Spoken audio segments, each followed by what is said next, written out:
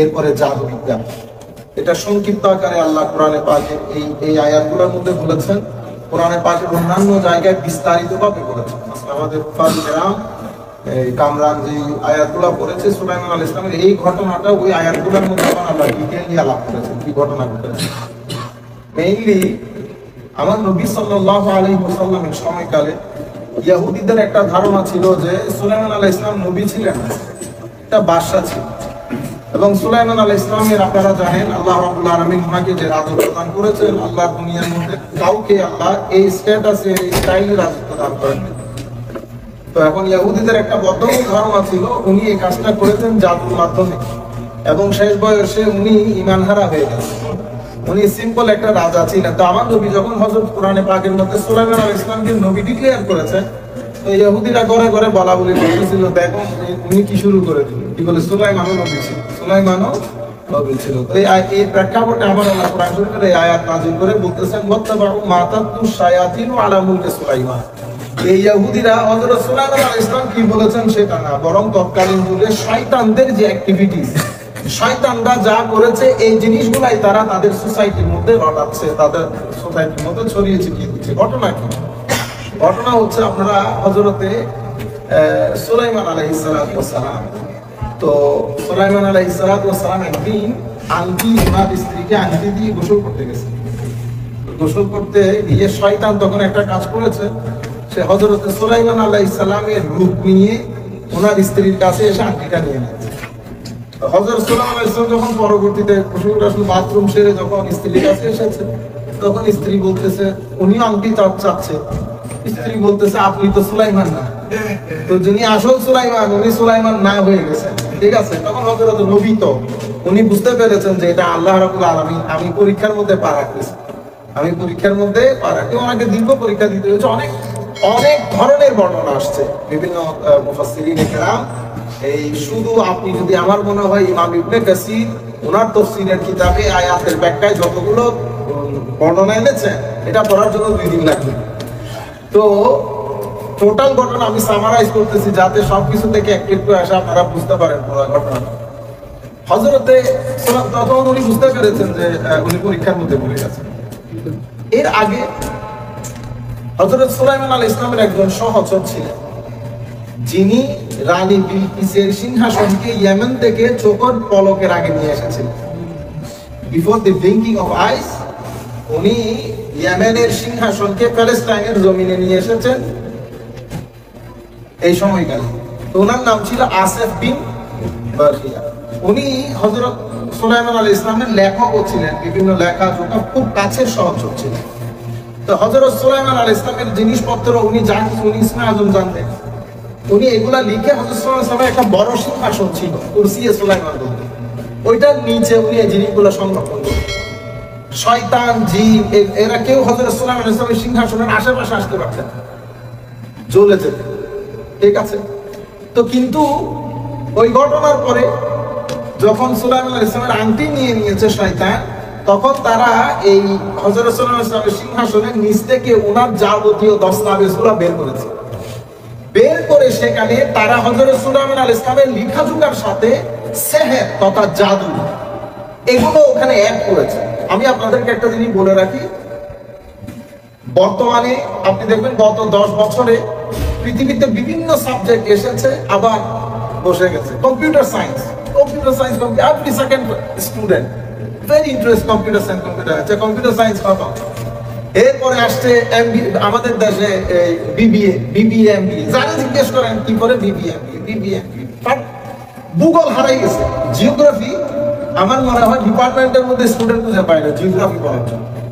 তারপরে ভুটানি সাবজেক্ট আছে, এগুলা এখন আর কেউ মানে তবু আল্লাহ মেহরবানি ওয়েস্টার্ন কান্ট্রি এরা জ্ঞানকে দাম দেয়, জ্ঞানকে যে কোনো সাবজেক্টের জ্ঞান, ইসলামিক স্টাডিজ হোক, জেনারেল হিস্ট্রি হোক, এরা জ্ঞানকে দাম দেয়।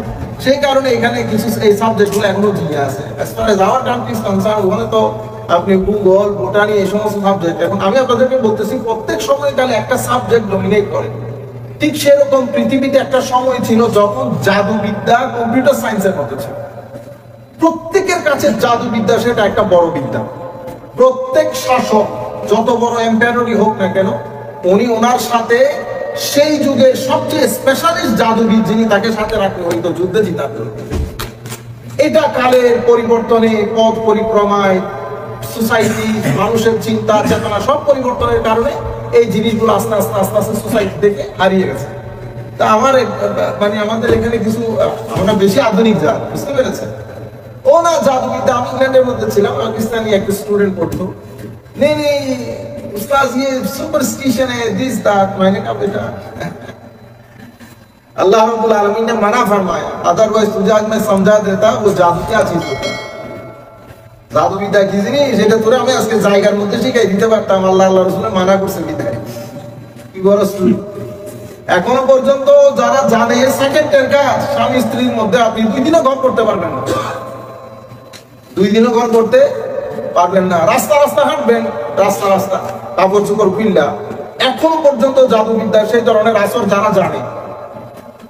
আমাদের দেশে ওই হেলাল ভাই চিটাঙ্গে আছে, উনি জানেন আমাদের হিল ট্র্যাক্সের মধ্যে রাঙ্গামাটি, তারপরে ওই খাগড়াছড়ি এলাকার মধ্যে কিছু ওই পাহাড়ি লোকজন অনেক স্ট্রং, এগুলো আর কি শয়তান।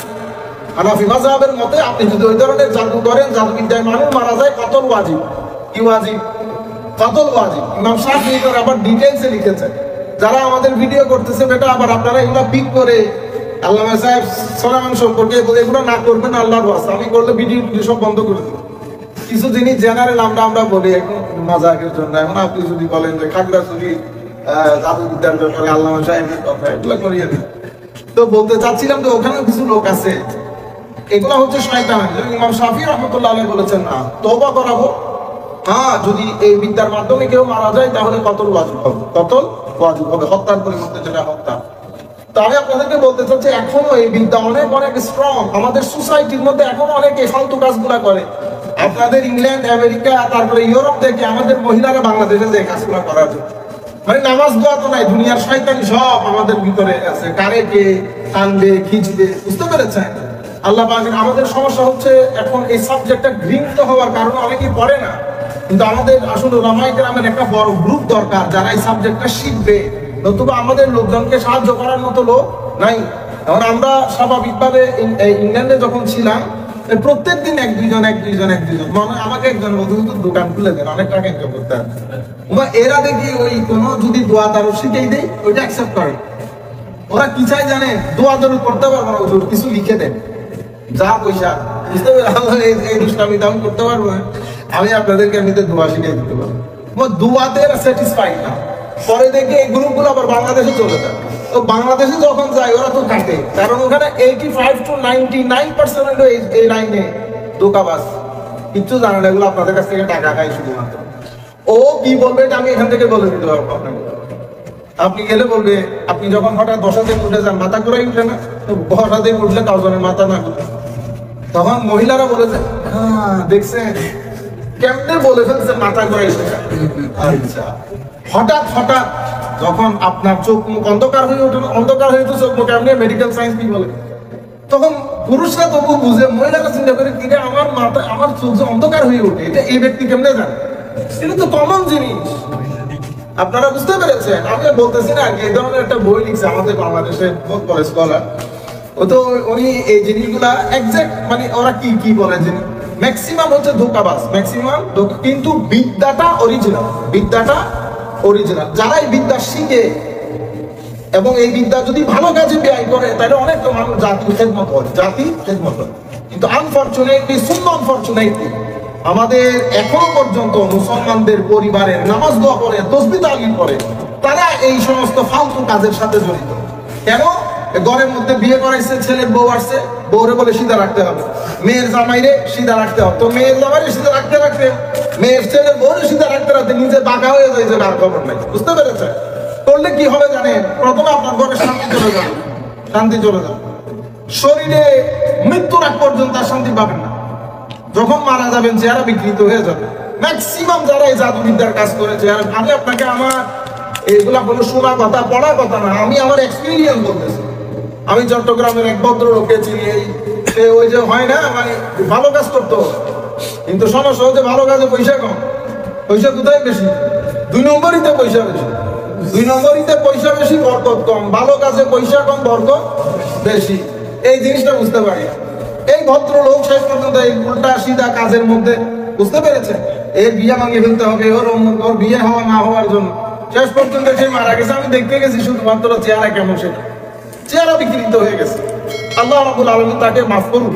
আমরা আজকেও দোয়া করতেছি, আমরাও ক্ষমা করতেছি, আল্লাহ যেন তাকে ক্ষমা করে দেয়। কিন্তু এই যে চেহারা বিকৃত হয়ে গেছে, চেহারা কালো হয়ে যায়, আপনারা বুঝতে পেরেছেন। এই কাজগুলো করিয়েন না। আপনারা আপনাদের মহিলাদেরকেও বলবেন এই ফালতু কাজের ভিতরে যেন না ঢুকে। বিদ্যা এখন আপনারা যদি আপনাদের মহিলাদেরকে বলবেন কেন কুলাউযুর রাব্বিন নাস কুলাউযুর রাব্বিন ফালাক কি মিথ্যা, তবে আমরা মিথ্যা শুনতে বলতেছি না, আমরা বলতেছি বিদ্যাটা অরিজিনাল। কিন্তু যারা এই বিদ্যা জ্ঞানী বলে দাবি করে, তারা ম্যাক্সিমাম হলো ঠকবাজ 99%, আর তোর মাঝে 1% বাকি আছে। জানা লোক খুব কম, কিন্তু বিদ্যাটা অনেক স্ট্রং। কোরআন শরীফের মধ্যে আল্লাহ কি বলতেছে, মা ইউফারিকুনা বিহি বাইনাল মারই ওয়া যাওজিহি। ওই বিদ্যাটা এমন, এটার মাধ্যমে স্বামী স্ত্রীর মধ্যে কি করে দেওয়া যায়, তাফরিক করে দেওয়া যায়। আপনি 2 দিনের মধ্যে আজকের মধুর সম্পর্ক, কালকে সম্পর্ক নষ্ট হয়ে গেছে। আপনারা বুঝতে পেরেছেন? আমার এখনো মনে আছে আমাদের বহুত বড় বুজুর্গ আলেম ছিল, এক মানুষ সবসময় ডিস্টার্ব করতে আসে না এলাকার মধ্যে কিছু মানুষ, সবকিছু তো হুজুরদের জন্য। হ্যাঁ, সবাই হুজুরদের জন্য আইন ঠিক করে না, 10 মিনিট আগে চলে আসার দরকার, 17 মিনিট আগে চলে আসার দরকার, ঠিক না? সবাই বলেন আইন সবাই ঠিক করে, কিন্তু সমাজে যদি ইমামের পায়ে একটা যদি গুন্ডা থাকে, কেউ ভয়ে কথা বলে না। এবং আমার এলাকার মধ্যে আমার সাথে ভয় ওকে কথা বলে না, গুন্ডার কারণে না, সামাজিক ভাবে দাপট আছে সেই কারণে। আমি এগুলো বলতেছি মাঝে মধ্যে আপনাদের একটু হিট করানোর জন্য, কারণ আমি দেখি তো এখানে উলামায়ে কেরামের কথা আসলে ইমামদের, বিশেষ করে মসজিদ সবাই নিয়ম বানাই দেয়। 5 মিনিট আগে আসলে কি হয়, 10 মিনিট আগে আসলে কি হয়, 15 মিনিট আগে আসলে কি হয়, এগুলা করিয়ে না। তো ভদ্রলোক বড় বুজুর্গ মানুষ ছিল। আরেক ভদ্রলোকটা আমার দুঃসম্পর্কে চাচাও ছিল। ও হয় না শুধু ঝগড়া করা, শুধু হুজুরকে অপমান করা। একদিন উনি রাগের মাথায় একটা কথা বলছে, ও ভাই চুপ থাকি মানে দুর্বল, অবশ্যই দুর্বল, কিন্তু এমন কাজ করে দেবো সারা জিন্দেগি রাস্তায় রাস্তায় কাপড় তুলে হাঁটবে, শুধু আল্লাহ রাসূল মানা করছে বলে চুপ থাকবে। আপনারা বুঝতে পারছেন? সারা রাস্তায় সারা জিন্দেগি গায়ে কাপড় রাখতে পারবে না। এই বিদ্যা এত খতরনাক বিদ্যা, এটা আপনাকে মুহূর্তের মধ্যে পাগল করে ছেড়ে দেবে। এই জন্য স্বামী স্ত্রীর মধ্যে সম্পর্ক নষ্ট হয়ে যায়, মানুষ ঘর ছেড়ে দেয়, ছেলে আস্তাওয়ালা ছেলে আপনার টাকা পয়সা সবকিছু আপনাকে দিচ্ছে, হঠাৎ করে ব্রেনে কাজ করতেছে না, ঘর থেকে চলে গেছে। এত খতরনাক বিদ্যা এই বিদ্যাটা। কিন্তু এই বিদ্যার পারদর্শী লোক হয়তো এটা আল্লাহর হিকমত, নতুবা আমরা যদি এই বিদ্যা পাইতাম, আল্লাহ জানে সোসাইটির মধ্যে কোন হাঙ্গামা করতাম। এই বিদ্যাটা আস্তে আস্তে আল্লাহ তুলে ফেলছে। তো এখানে একটা জাদুবিদ্যা, হযরত সুলাইমান আলাইহিস সালাম তো যখন ওরা বের করছে, ওখানে ওই তো সেহের জাদু লাগিয়ে সোসাইটির মধ্যে দিয়ে দিয়েছে যে হযরত সুলাইমান আলাইহিস সালাম এই কাজটা করতেন জাদুর মাধ্যমে, ওহীর মাধ্যমে, সোসাইটির মধ্যে ছড়াই গেছে। তো এটা হযরত সুলাইমান আলাইহিস সালামের জন্য একটা বড় পরীক্ষা ছিল। আর 2 জন ফেরেশতা, যেটা এটা ইমাম আহমদ ইবনে হাম্বলের একটা রিওয়ায়াত, অসংখ্য রিওয়ায়াত ইমাম ইবনে কাসির আনছেন, যে 2 ফেরেশতা এই বাবেল শহরের মধ্যে, বাবেল শহরে কেন, বাবেল শহরের জাদুবিদ্যা সবচেয়ে স্ট্রং ছিল।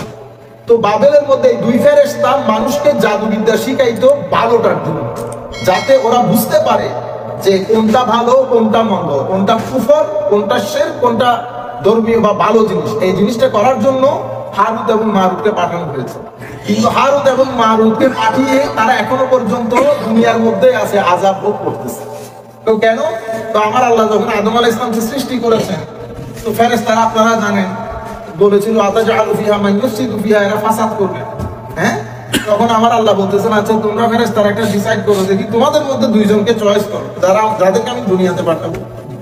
তো হারুত আর মারুত 2 জনকে চয়েস করছে। তো তারা দুনিয়াতে আসছে। আসার পরে মহিলা দিয়ে আল্লাহ রাব্বুল আলামিন তাদেরকে পরীক্ষা করেছেন। আমি এগুলো না বলি, আমাদের সবাই আছে। শেষ পর্যন্ত তারা ওই ধোঁকার মধ্যেই পড়েছে, শেষ পর্যন্ত পাপগুলো করেছে তারা, বুঝতে পারতেছে। করার পরে তাদেরকে তখন চয়েস দেওয়া হয়েছে, দুনিয়ার আযাব না আখিরাতের। তারা দুনিয়ার আযাব চয়েস করেছে। তারা দুনিয়ার মধ্যে আসাটাই আযাব, তাদেরকে দুনিয়ার মধ্যে রাখা হয়েছে হারুত এবং মারুত। তো ওয়াত্তাবাউ মা তাতলু শায়াতিন আলা মুলকি সুলাইমান। তো এই ইহুদিরা এরা নবী কি বলছে, সুলাইমান কি বলছে, এগুলো ম্যাটার না। এরা আছে শয়তানের ভুলে পিছন পিছন, শয়তানি কি বলছে।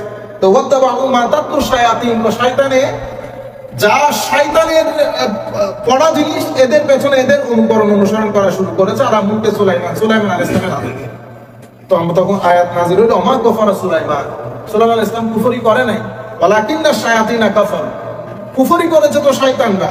হ্যাঁ, ইউআল্লিমুনা নাসা সিহর, এরা মানুষকে জাদুবিদ্যা শিখাইতো। তো জাদুবিদ্যা শিখানোটা এখানে আমরা আসলে সময় তো কম, নতুবা জাদুর উপরে 2-3টা সেশন হলে 3 ঘন্টা আমরা বিস্তারিত বলতে পারতাম যে এটা কি জিনিস, কিভাবে কাজ করে, উলামায়ে কেরামের অবস্থান কি, কোনটা ভালো কোনটা মন্দ। আমাদের এখানে তো আবার আমাদের কিছু হুজুর আছে তাবিজ দেখলেই তো শিরক হয়ে গেছে। কি হয়ে গেছে? শিরক। কারণ আমরা বুঝতেছি না কোনটা দিয়ে শিরক হয়, কোনটা দিয়ে শিরক হয়। তাবিজ দিয়ে শিরক হয় কেন? তাবিজের লোকে শিরকের লোকে সম্পর্ক কি? মানে শিরক এটা এত লিমিটেড হয়ে গেছে যে কিছু একটা করলে শিরক হয়ে যায়। আপনারা বুঝতে পেরেছেন? আমি চশমা করেছি, ঠিক আছে, তো চশমার উপর আমি তাওয়াক্কুল করি নাই, ভরসা করছি তো, কারণ চশমা ছাড়া তো শিরক হয়ে গেছে। আপনাকে তো আল্লাহর উপর ভরসা করতে হবে, তা আপনি যে চশমার উপর ভরসা করেন। ডায়াবেটিসের ওষুধ এখানে আমি তো খাই আসছি, ঠিক আছে, ভরসা করছি যে ডায়াবেটিসের ওষুধ খেলে আমার সুগার লেভেল ঠিক থাকবে। তো আল্লাহ বলছে আল্লাহর উপর ভরসা করতে, আপনি ডায়াবেটিসের ওষুধ উপর ভরসা করতে। তো হাস্যকর কথাবার্তা করে ফেলতেন শেষ পর্যন্ত, যে এটা সে তাবিজ দিলে এসে ও তাবিজের মধ্যে আমি কি লিখে রাখছি। হুজুর গানে দিই, আমাদের এক হুজুরের মাথা ব্যথা উঠছে। তো ওনার শ্বশুর বড় বুজুর্গ মানুষ ছিল, বহু বুজুর্গ মানুষ ছিল। তিনার মা গিয়ে ওনাকে বলছেন আপনার মেয়ের জামাই মাথা ব্যথা বেশি, হুজুরে কিছু লিখে দিতে। উনি তাবিজ দিছে, তাবিজের মধ্যে লিখছে বিসমিল্লাহির রহমানির রহিম। এই তাবিজ দেওয়ার পরে হুজুর বলে দিছে খবরদার এর খুলতে নিষেধ করবে, এর বলবা এই তাবিজটা মাথায় বেঁধে শুয়ে যাইতে।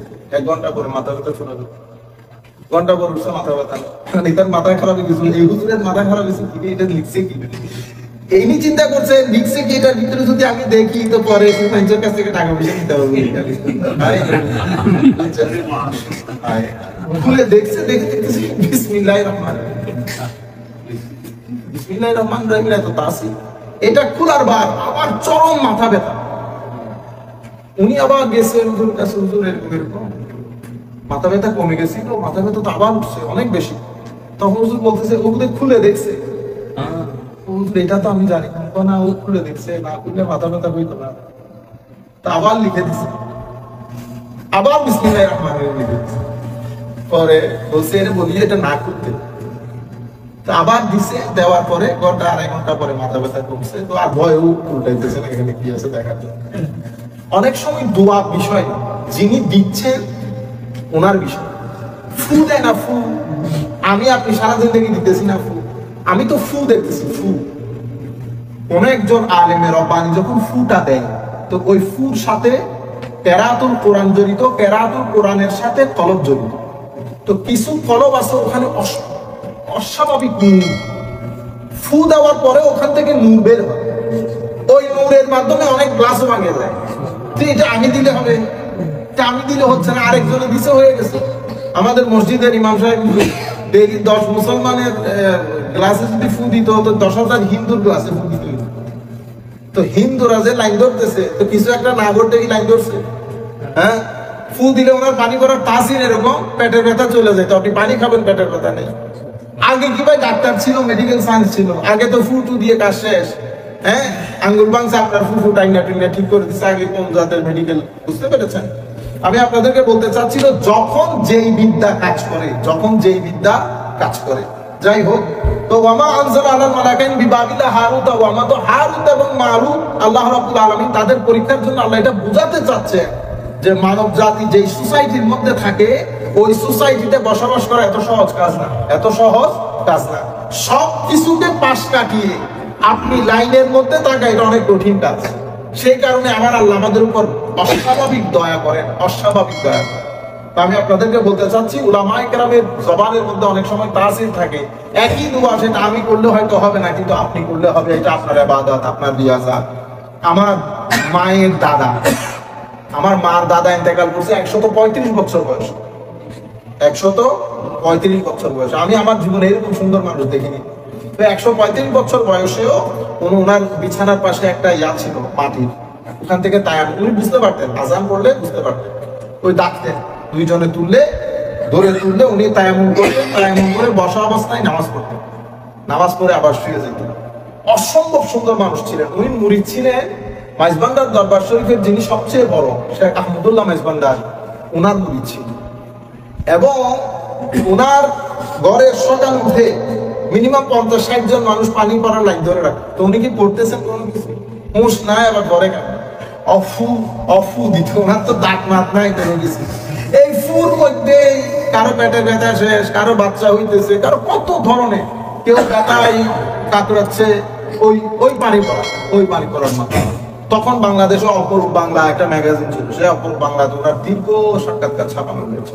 তো উনাকে রেখে আমার আম্মা মারা গেছেন, ওনার 2 ছেলে মারা গেছে, 2 মেয়ে মারা গেছে, আর কিছুদিন সব মারা যাইতো ওনারে রেখে। কারণ 135 বছর, আমার এখনো মনে আছে আমার আম্মা যখন ইন্তেকাল করছেন ওনাকে আনতে হয়েছিল, তখন উনি প্রায় 122-23 বছর ওনার বয়স।